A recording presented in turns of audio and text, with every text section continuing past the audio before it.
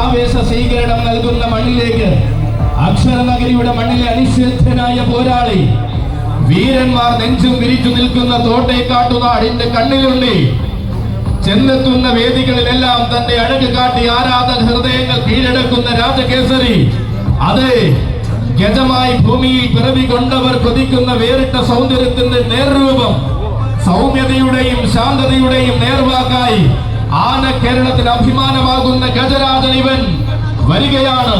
തന്റെ പ്രിയ സാരഥി നെത്തല്ലൂർ സരുണിന്റെ കൈയും പിടിച്ചുകൊണ്ടവൻ, അക്ഷരനഗരിയുടെ ആവനാഴിയിലെ സൗകുമാര്യത്തിന്റെ ആനരൂപം, ഗജേന്ദ്ര സേനാപതി, തോട്ടൈക്കാട്ടു കണ്ണൻ.